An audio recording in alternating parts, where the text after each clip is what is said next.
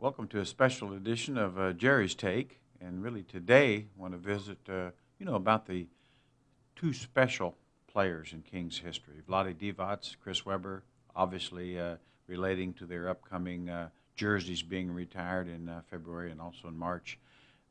Just exactly what they've meant to the franchise and why their jerseys should be retired. And I certainly have strong feelings on that and certainly agree that they should.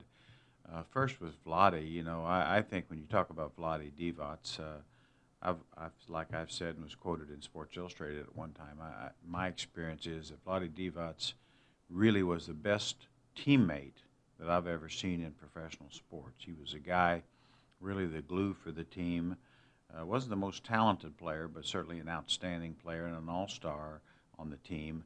But he was a guy that was everybody's best friend. He was a leader, kind of the father confessor. Was just great. Anytime new players came onto the team, he was the first guy to welcome them, make them feel comfortable, help them fit in, all those things. And then as a player itself, he was absolutely an unselfish player, always more concerned about his teammates, how to get them going, how to make them productive.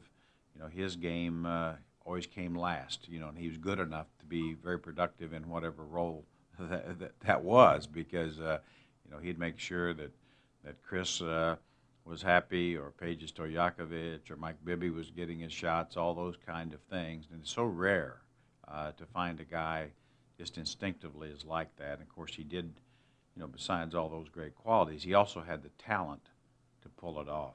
A guy at 7'1", 280 pounds or so, but probably the best passing center maybe to ever play the game, and certainly the best passing center to play a long period of time in the game. I mean, certainly Bill Walton, you could make the case, or Venus Sabonis, but they didn't have nearly the length of career and the productivity that Vlade did. So I think he just stands alone in that regard.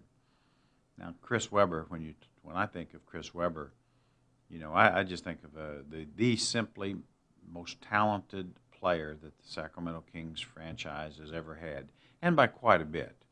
He came to this team, via trade for Mitch Richmond, one of the more popular players in Kings history and a many-time All-Star, and made the team significantly better just by his talent and presence. At 6'10", 250 pounds, probably the best hands that I've ever seen in the NBA. I mean, a guy that simply didn't fumble rebounds, didn't fumble passes, just a great set of hands. Be a great wide receiver, I guess, if he played in football, or tight end probably would be the case.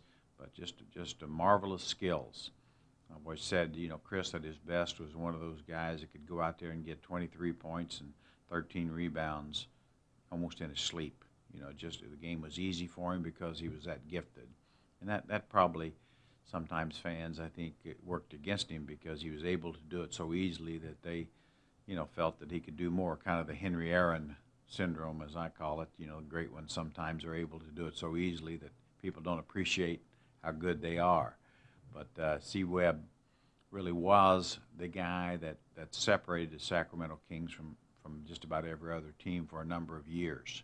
He was the edge, as I would say. I think to be a championship contender, you have to have one of the 5 best players in the world, or certainly one of the 10 best players in the world on your roster at that time. There's been no exceptions to that rule over the years, and certainly the Sacramento Kings were contenders for a number of years, strong contenders, and Chris Webber was the best player, and he certainly was one of the 10 best players in the world for a number of years. So, that's very, very much reason enough.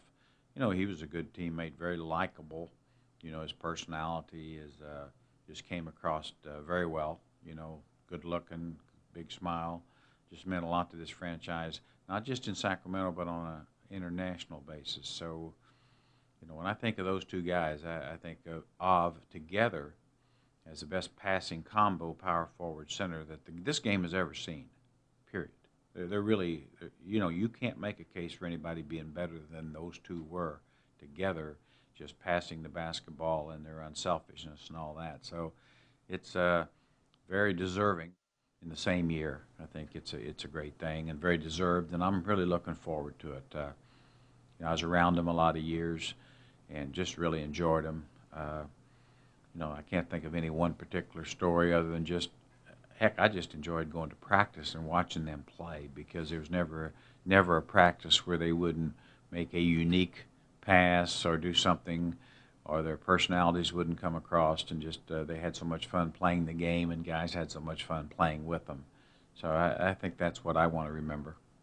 And I think there's a lot of things there I'm sure you want to remember, but at the end of the day, boy, they were good times.